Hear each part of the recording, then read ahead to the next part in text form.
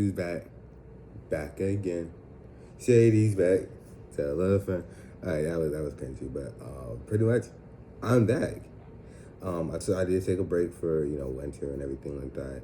I've been wanting to get back to this. I've been really wanting to do it. Over the break, here's what I did over the break. I went to the Cowboys and Commanders game on Christmas. Great time, lovely time. Then I went to Texas the day after Christmas on the 26th. Stayed there for about like a week or two, and then I came back. And I was like, just kind of just starting to get ready to go back to school and everything like that. So I'm back in school now. Don't know if you can really tell that, but I'm back in school now. I'm actually in a dorm now, so things are gonna be a lot different now. I'm not gonna be in a hotel anymore, you know. So yeah. But anyways, I'm back. This is not just like a hey, I'm back situation, starting episodes now coming out on Thursdays. This is actually gonna be like one of the legit episode. So just wanted to let y'all know where I've been and everything like that. Just wanted to be, as transparent as possible. But we're back on the grind. New episodes are coming out on Thursdays now because that's my free day. So Thursday's my free days. No more Friday episodes unless I'm like really busy on Thursday, which I don't think I should be. But yeah. Anyways, let's get into it. We have the Mavs and Nuggets. I'm gonna be honest with you. I know Jokic wasn't playing. This was just all about those. I wouldn't say those others because that's like really disrespectful to Aaron Gordon, Peyton Watson. I think Christian Brown was on. Is Christian Brown hurt? I don't know. But basically everyone else on the team by calling them others, right? But it was mainly about, who else on the Nuggets roster could step up. You know what I mean? So I don't know how to say this. Like it was really just about like, okay, the Mavs have injuries, the Nuggets have injuries. Who else on the team besides like the main stars of each team is gonna step up? And we saw that. I think I was listening to the broadcast on Peacock on YouTube TV. They were like, oh yeah, when Jokic goes down, everyone else on the team, they step up. But the Mavs, though, no one else on the team really steps up for them. And this brings up something that I want to talk about. And it's something that Austin Reeves brought up. That it had something to do with Paulo, right?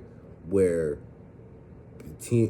where the Magic were winning games without Paulo, and people were like, "Oh, we need to trade Paulo," And it's like, if you're winning games without your star player, that doesn't mean you should trade your star player. It just means that your team is just that good. You know what I mean? I think that's just the same thing with the Nuggets. Everyone steps up when Jokic goes out. And I think they're 6-3 without Jokic. So the fact that they're able to win these games without Jokic says a lot about the team. This was a great game. I mean, the Nuggets had to leave for the majority of the game. I really thought they were gonna sell. The Mavs, late third quarter, early fourth, they're slowing back. They're without Cooper Flag, bro. They were without Cooper Flag. I'm like, oh, it's wraps. I'm like, oh, this is gonna be a blowout. No, the heart of the Mavs. I mean, it was crazy. I'm watching this game. I'm like, okay, not that much to talk about. It's gonna be a blowout, yada yada yada.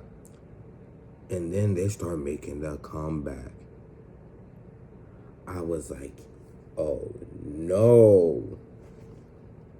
I was like, you know what? They might actually win. They didn't. They didn't win though. Great game though. Had me on edge though. I will say that. Moving on, we have Philly and Cleveland. Cleveland dominated majority of the game.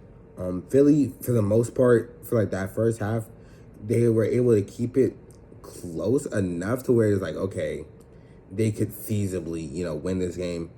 Second half, though, it just wasn't to be. That's all I really have to say.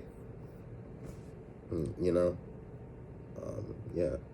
Warriors and Blazers. This was like another situation where it was just like really just a blowout. You know what I mean?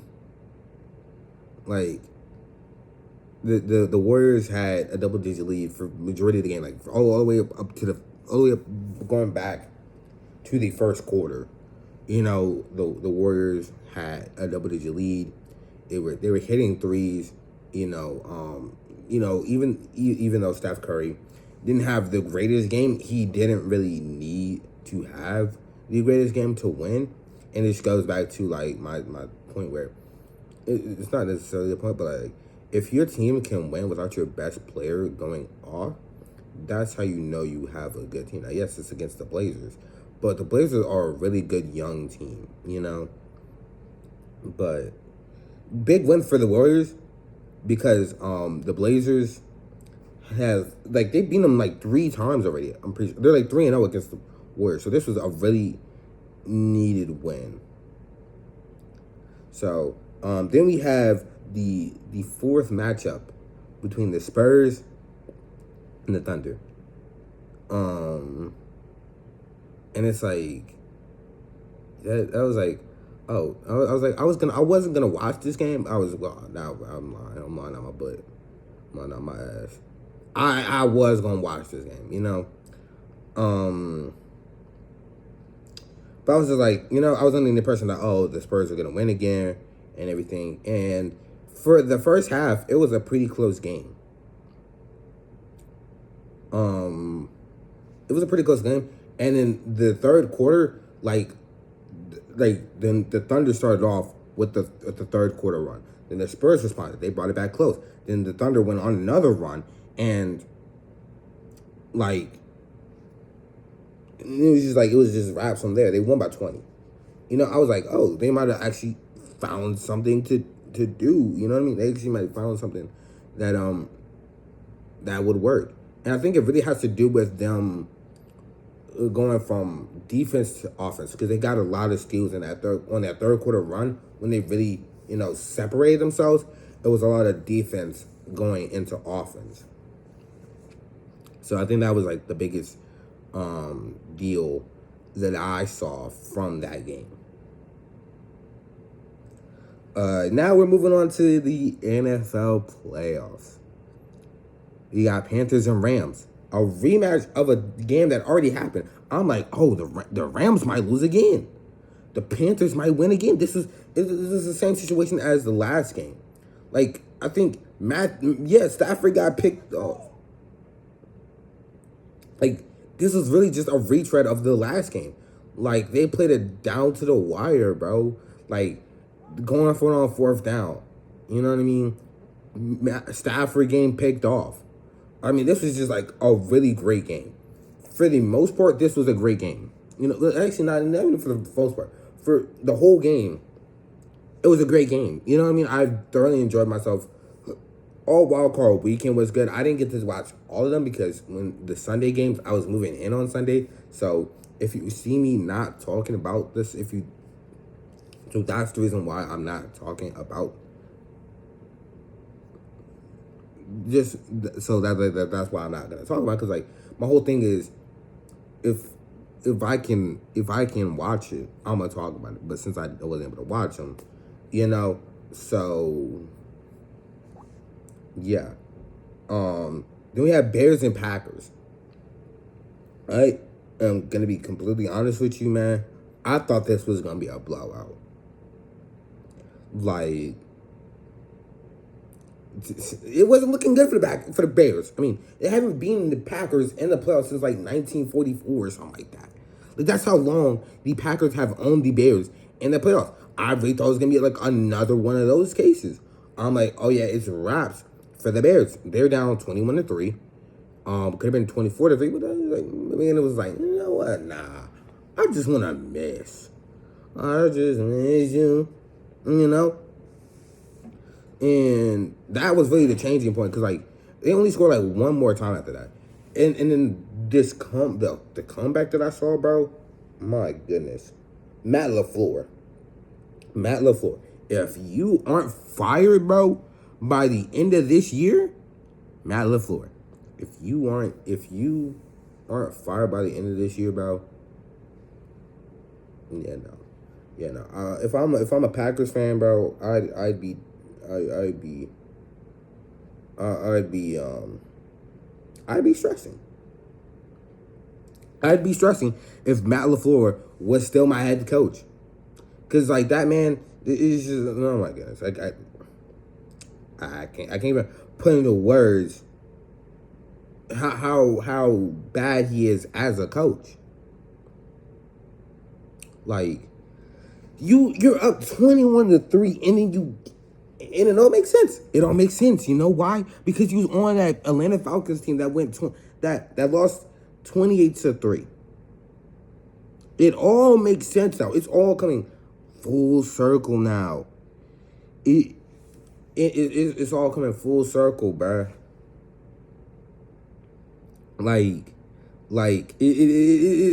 like the math is mathing now. You know? Matt LaFleur was on that 28-3 Falcons team.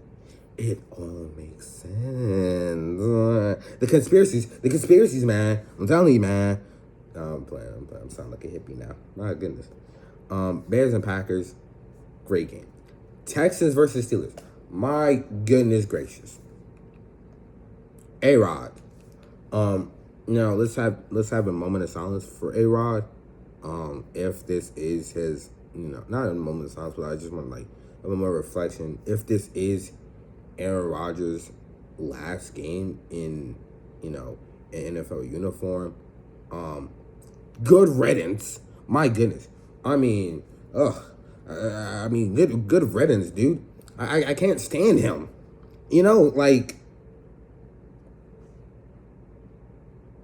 I can't stand him, man. Like, do you know how many times this man has ended my team's postseason? Good riddance, he's gone.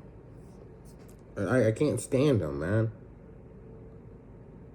Like, I'm glad he's gone, bro. Like, but but that's just me being a husband. But on a real note, though,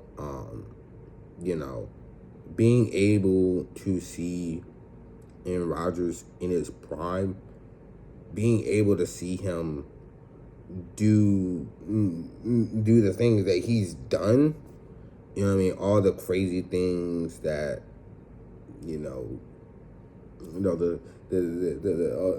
he just turned 31. Does he have another moment in him? That Hail Mary, man, and then the absolute dime to Jared Cook on the sideline. As a Cowboys fan, it's just like, it's bittersweet, I'll say. Like, on one hand, I'm glad that he's leaving as a Cowboys fan, but as an NFL fan, first and foremost, it's always a sad sight to see when one of the league's greatest QBs, one of the most not athletic, but I don't even know what the word. I can't even think. But when one of the best QBs in the league, you get to see him. It's just like it's just something to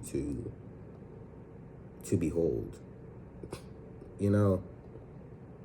Like, it's just something to think about. And I'll always be grateful of being able to see him in his prime. You know what I mean? Like, yeah, I never got to see him hoist the Lombardi, but I mean, it's I'll always be grateful for the fact that I was able to see his greatness. You know what I mean, and all the things that he's been able to do. He literally turned nothing into something in some of these games. Like, the Packers were able to win some of these games just through Aaron Rodgers himself. You know what I mean? So, if this is his last game, I know he's not going to see this, but Aaron Rodgers, thank you. Now, moving on to the game.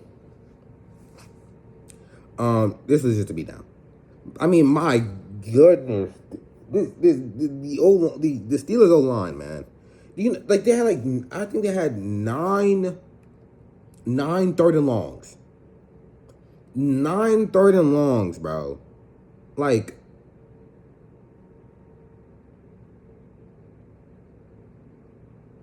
I have no words, man. I have no words. 9 third and longs, I'm pretty sure. It was something like that.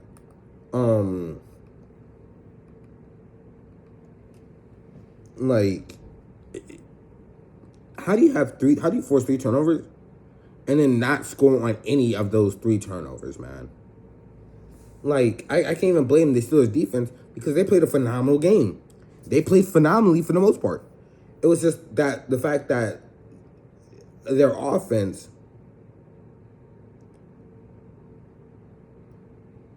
it's just the Steelers' offense is just wildly inconsistent. And who knew that this game would be the point where Tomlin was like, you know what, I'm gonna step down, which is kind of crazy because if he played one more year, he'd be at 20. He'd be at 20 seasons, and he'd beat Chuck Knowles.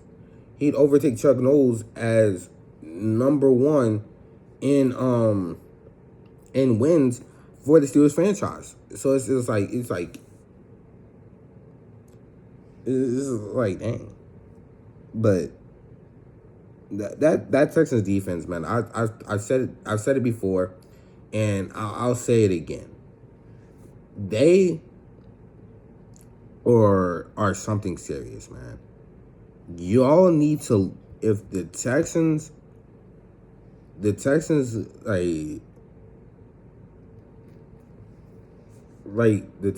genuinely might actually win the Super Bowl. Like, because they have a great ass defense. Excuse my language, but they have a great defense, and if CJ Stroud can protect the ball, you know what I mean? Like, I don't. They shouldn't have won that game. They really shouldn't have. If it wasn't for their defense constantly bailing them out with defensive stops, they would have lost that game. This would be actually no. They would have lost that game. They should have lost that game. I'm gonna be honest with you, man. They really should have lost that game. That should have been a game that they lose. Because if you turn the ball over 3 different times, there's no way that you're winning that game. Yet the Texans found a way to do it. But it was an interesting game though. For like 3.5 quarters. I feel like 3 quarters was an interesting game. And then the Steelers just couldn't do anything, man. Oregon versus Indiana. First play pick. I'm sorry. I'm sorry. Like,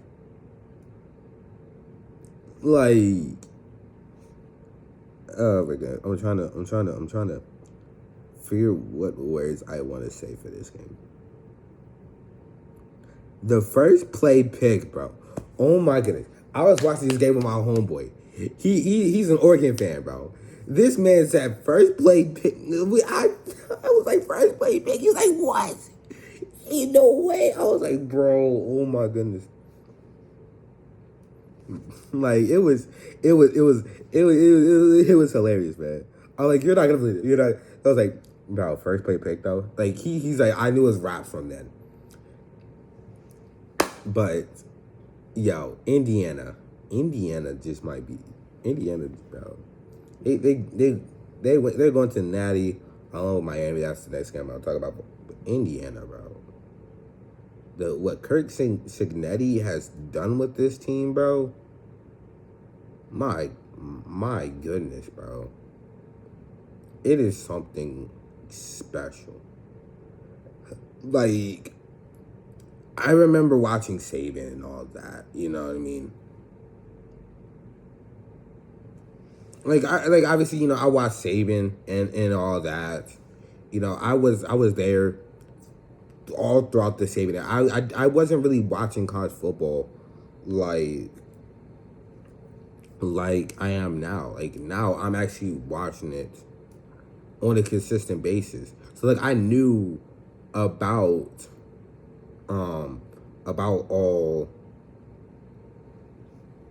all the Saban BS, all the black magic that had to go down in order for Alabama to lose. And I feel like I'm watching this now with Indiana, bro. Like, it feels like black magic has to occur just for Indiana to actually have a chance at losing, bro. And it's crazy. But this was a beat down, man. I knew Oregon at some point, you got it. Your coach.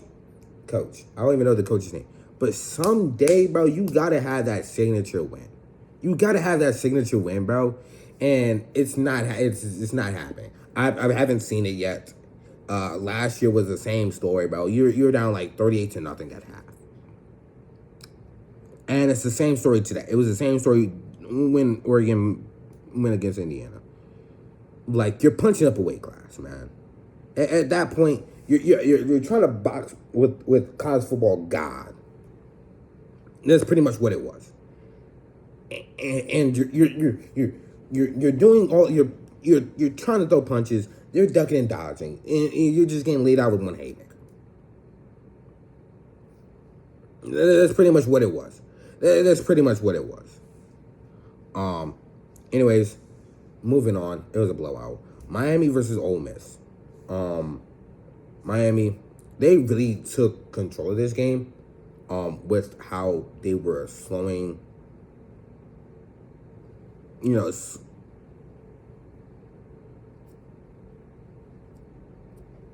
slowing the game down. That's what it was. I'm not even gonna lie, I had a brain for it right there. They really slowed the game down. They took control of the clock. They were like, "Yo, Ole Miss, we know how y'all get down. We're gonna slow this clock down. We're gonna take this clock and we're gonna leave as little time as possible for y'all because we know how y'all do, right?" And I think that was like the biggest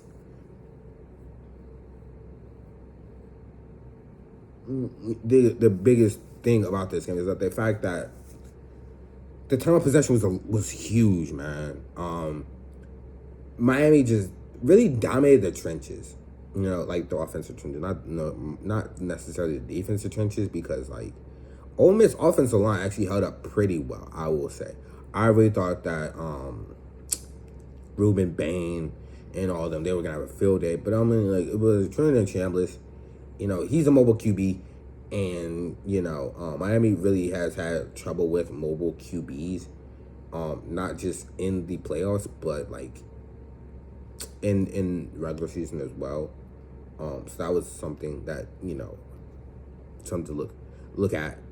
I would say this though, Trinidad Chambliss, Miami, what happened to your hands? Like, where were your hands, bro? Like, my goodness, the amount of times it was like, oh, hot potato, hot potato, hot potato, with the ball. What are we doing? This shouldn't have been that close of a game. The amount of times I've seen in almost picking this game, bro, I was like, did y'all want to catch the ball? I know y'all are DBs, and that's the reason why y'all aren't playing wide receiver. But like, just cup it, just cup it, just cup it at that point. Yeah, just cup it at that point. That's what you really gotta do. It was hilarious though. The man was like, oh my goodness, yo, was in a panic. Like the look of despair on their faces, bro. It was actually hilarious. Like, how y'all gonna be like, y'all got so mad, bro, for dropping a pick. It was like overall though, I did think it was a good game. Not Colin, not Kawan. Is it Kawan Lacey? I know Colin Lacey is Louisville's wide receiver. Kawan Lacey? Yeah, Kawan Lacey. I mean, he was cooked. That long touchdown run that bro had cooked him, and I think that's what really. I think that's what really hindered them is the fact that they didn't have their star running back. Like, yes, the other running back is good, but like, you know what I mean. You would much rather have your star running back than your backup. Also, I do think that on third and shorts and stuff like that, they're like really easy to read because they run the same plays over and over again on the third and shorts and fourth and shorts. It's always either a QB run or like a direct snap to the halfback, and it always gets red, I feel like. But other than that, though, it was a great game. I thoroughly enjoyed myself. You know, that's my biggest thing as a football fan. Like, I just want to be able to enjoy the game. Like, it could be a real defensive battle. It could be like, 7-9, or it could be a high scoring game, like we had with like Panthers and Rams or Bears and Packers. You know what I mean? But like for me, it's just all about my enjoyment. Like, yes, I'm a Cowboys fan, but most importantly, I'm an NFL fan, and as an NFL fan, I want to be able to enjoy the product, because that's when sports are at their best, when a lot of the games that you see are close games. Like, it could really go either way. So yeah, but hey, I'm back. Like I said, episodes are gonna come out now every Thursday, sometimes later on in the day, sometimes early in the day. Really just depends on when I have time and when my roommate is out of the dorm, because I don't want to do it while he's in the dorm, because I don't want to disturb him. But yeah, I'll catch y'all later. Peace.